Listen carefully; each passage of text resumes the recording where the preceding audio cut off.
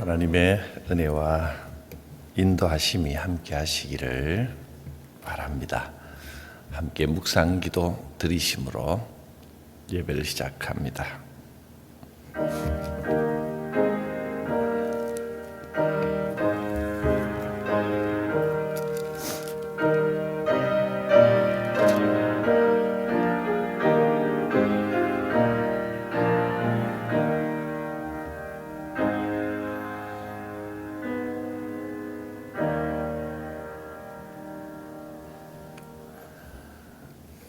천국은 마치 사람이 자기 밭에 갖다 심은 겨자씨 한 알 같으니 이는 모든 씨보다 작은 것이로되 자란 후에는 풀보다 커서 나무가 되매 공중의 새들이 와서 그 가지에 깃들이느니라. 우리의 작고 연약한 믿음을 자라게 하시고 열매 맺게 하시는 하나님을 믿고 의지하며 찬양합니다. 주여, 우리의 예배 가운데 임하시고 은혜 내려주시며 우리의 기도에 응답하시는 하나님이신 줄 믿습니다. 예수님의 이름으로 기도드립니다. 아멘. 마태복음 14장 1절부터 12절까지 말씀 교독합니다. 그때에 분봉왕 헤롯이 예수의 소문을 듣고 그 신하들에게 이르되 이는 세례 요한이라.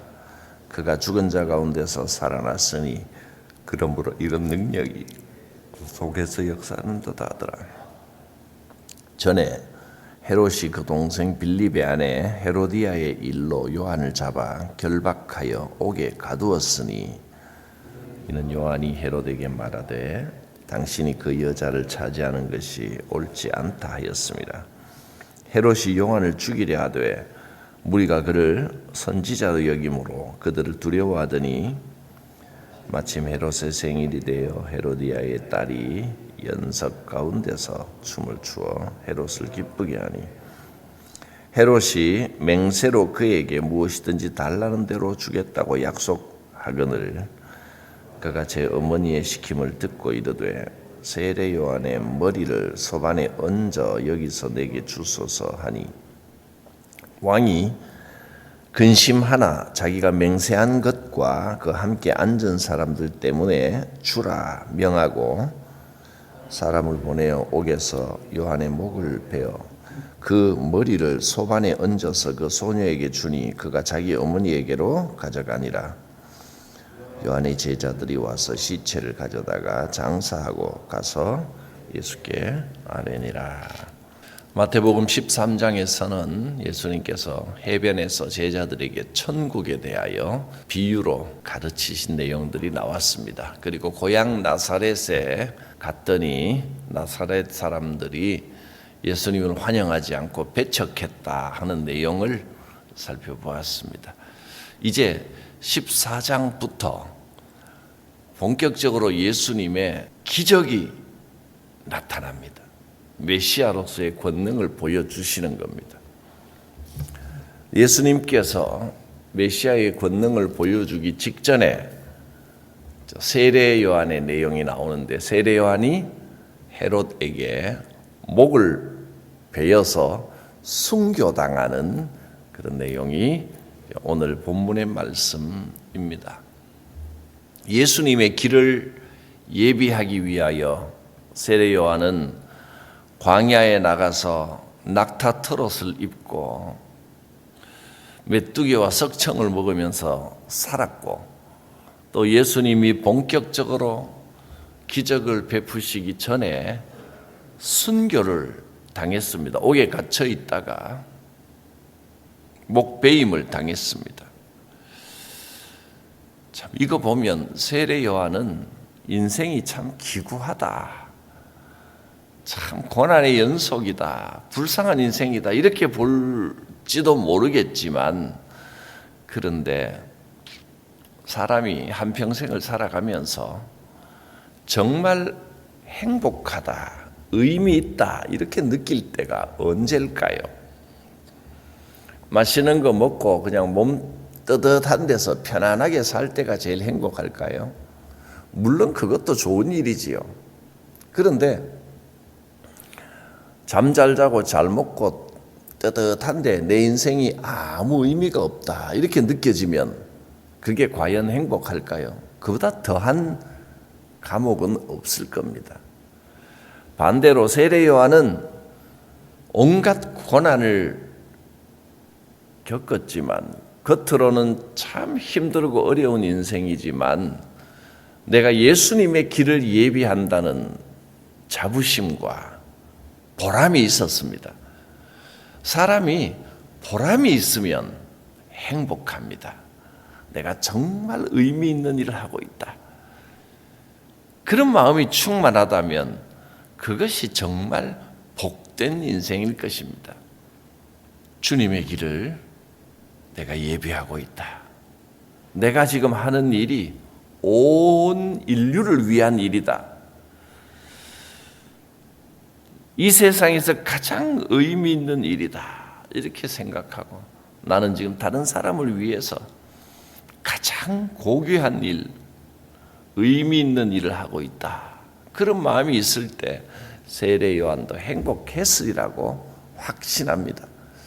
사도 바울도 남을 위하여 오직 복음을 전해서 사람을 구원하는 일을 위하여 살면서 온갖 고생을 다했지만 전에 수많은 명예와 권력을 누리고 있을 때보다 훨씬 행복한 삶을 살았습니다. 주 안에서 의미 있고 보람 있는 삶을 살게 되시길 바랍니다. 기도 가운데 그저 편안하게 살도록 해달라는 기도만 하지 말고 그보다 주님을 위하여, 다른 사람들을 위하여 의미 있고 보람 있는 복된 삶을 살아갈 수 있도록 기도하시기를 바랍니다. 자신의 욕심을 위해 살지 않고 다른 사람에게 복을 줄 수 있는 일을 위해서 살아가는 사람은 복된 사람, 행복한 사람입니다. 반면에 만나는 사람마다 다른 사람에게 상처 주고 불행하게 하고 말을 독하게 하고 자기 이익만 챙긴다면, 겉으로의 명예만 생각한다면 참 껍데기뿐인 불행한 인생 아니겠습니까? 오늘 본문에 나오는 헤롯, 분봉왕 헤롯은, 헤롯이라는 이름의 사람들이 많이 있습니다. 그 가문이 대부분 헤롯이라는 이름을 붙이는데 그거 족보를 다 따질 건 없고 오늘 나오는 이 헤롯은 분봉왕 헤롯이다 이렇게 아시면 됩니다. 그 갈릴리 지역의 일부 땅을 다스리도록 로마로부터 분봉왕으로 책정된 헤롯이라 그런 뜻입니다. 헤롯이 예수님의 소문을 들었습니다. 그리고 신하들에게 말하기를 저 사람이 세례 요한이 다시 살아난 사람이 아니냐.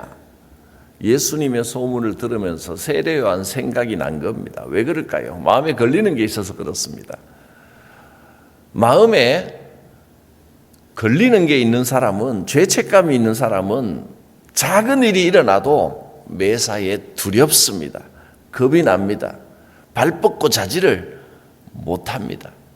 1절 2절을 보면 이렇게 시작했습니다. 그때 분봉왕 헤롯이 예수의 소문을 듣고 그 신하들에게 이르되 이는 세례 요한이라. 그가 죽은 자 가운데서 살아났으니 그러므로 이런 능력이 그 속에서 역사하는도다 하더라. 예수님을 보면서 세례 요한을 떠올릴 만큼 세례 요한의 죽음에 대해서 굉장히 두려움을 가지고 있고 죄책감을 느끼고 있었다는 겁니다. 불안했습니다. 발 뻗고 자지를 못합니다. 진짜로 세례 요한이 다시 살아난 게 아닌가 하는 두려움을 가진 겁니다. 무시무시한 권력을 가지고 있던 헤롯 왕이 왜 이런 두려움에 사로잡혔습니까? 세상에 어떤 경비원도 보디가드도 막지 못하는 것이 자기의 죄책감에서 오는 두려움입니다.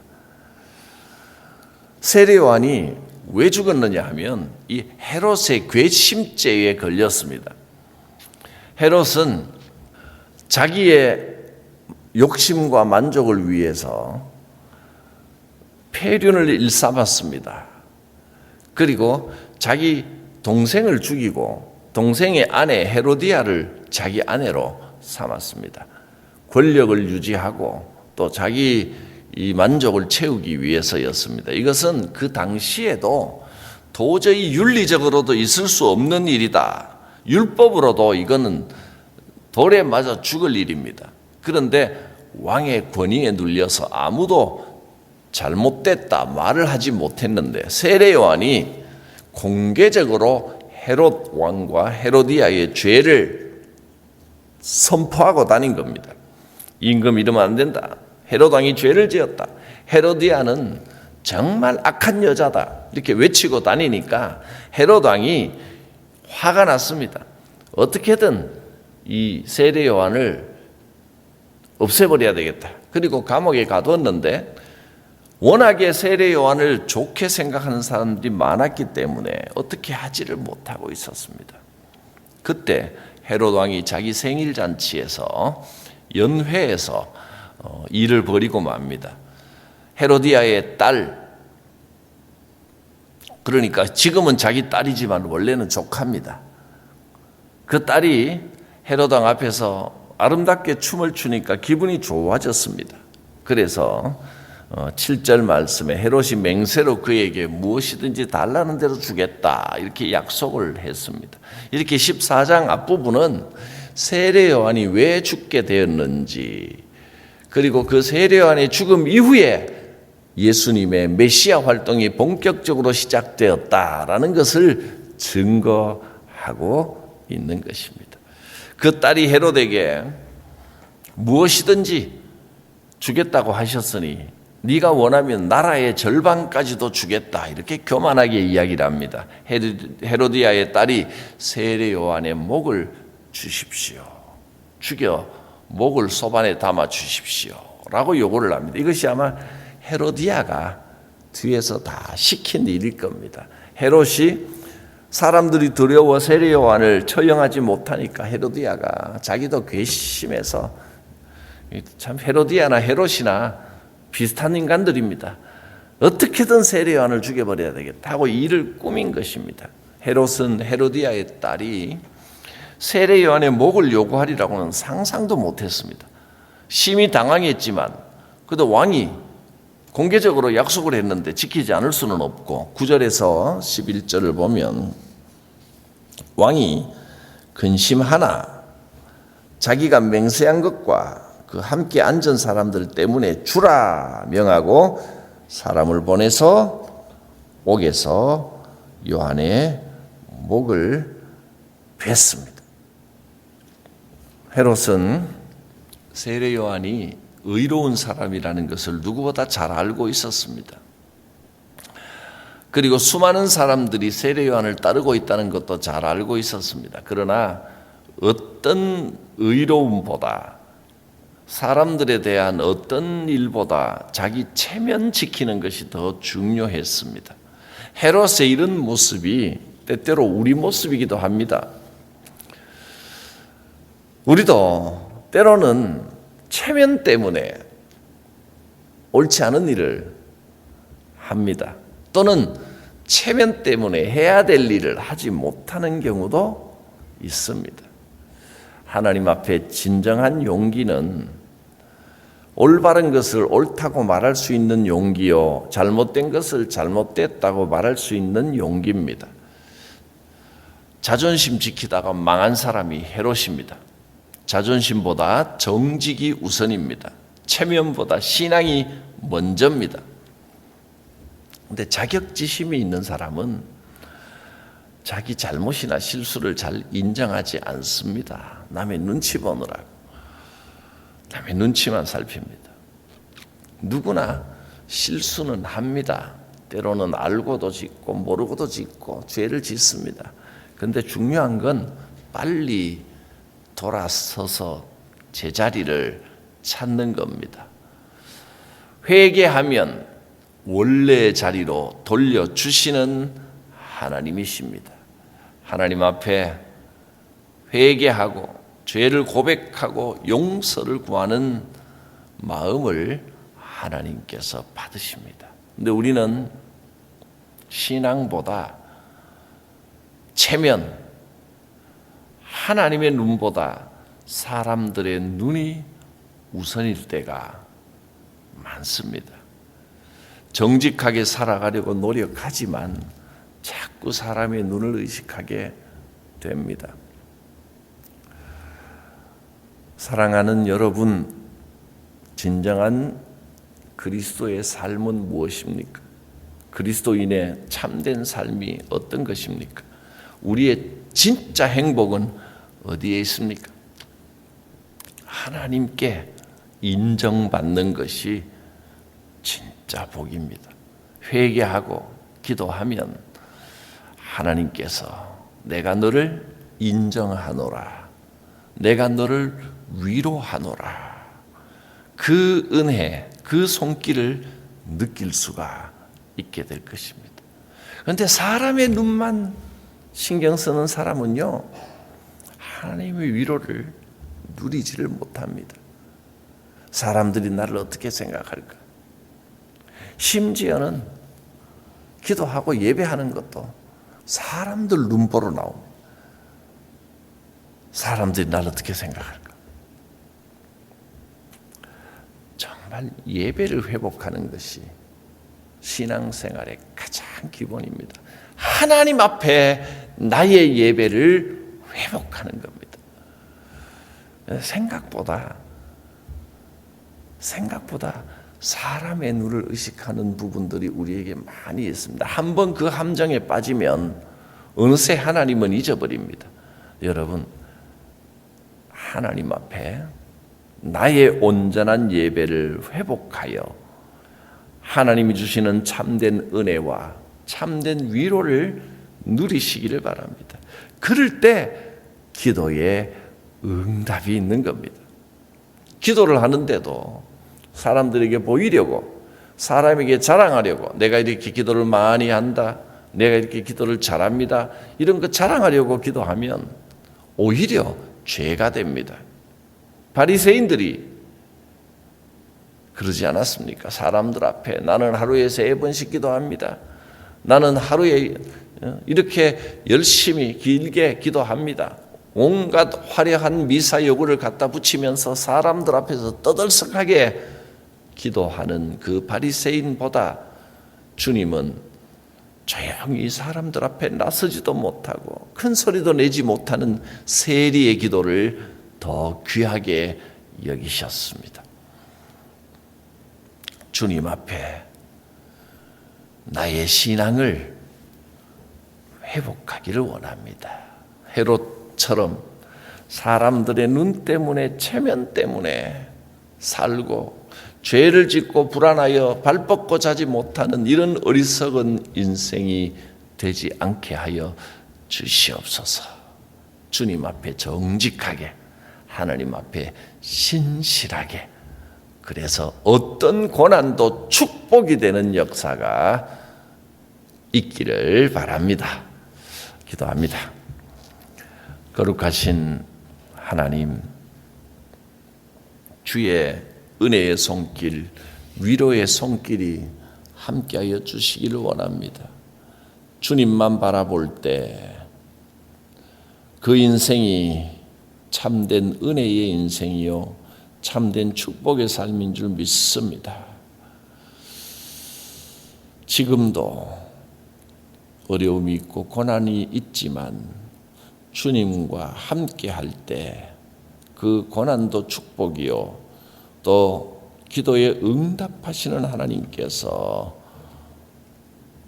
그 모든 어려움과 고난을 능히 해결하여 주실 줄 믿습니다. 예수님의 이름으로 기도드립니다. 아멘. 내 주를 가까이 하게 함은 십자가 짐 같은 고생이나 내 일생 소원은 늘 찬송하면서 주께 더 나아가기 원합니다. 내 고생하는 것 옛 야곱이 돌베개 베고 잠 갔습니다. 꿈에도 소원이 늘 찬송하면서 주께 더 나아가기 원합니다.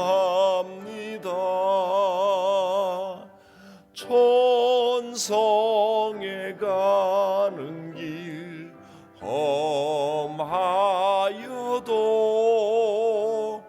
생명길 되나니 은혜로다. 천사 날 부르니 늘 찬송하면서 주께 더 나아가기 원합니다. 야곱이 잠 깨어 일어난 후 돌단을 쌓은 것 본받아서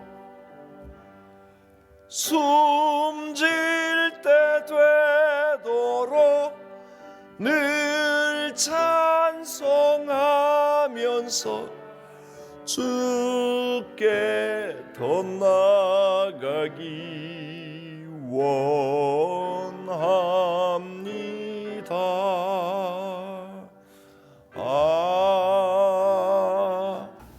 하늘에 계신 우리 아버지의 이름을 거룩하게 하시며 아버지의 나라가 오게 하시며 아버지의 뜻이 하늘에서와 같이 땅에서도 이루어지게 하소서.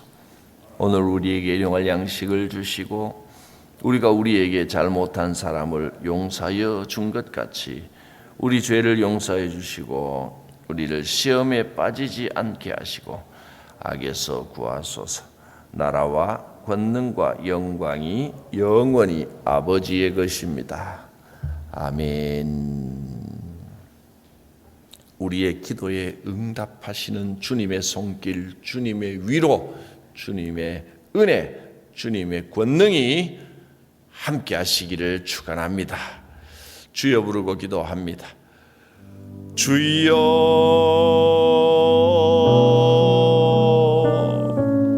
살아계신 하나님, 기도하는 성도들 위해 성령으로 임재하여 주시옵소서.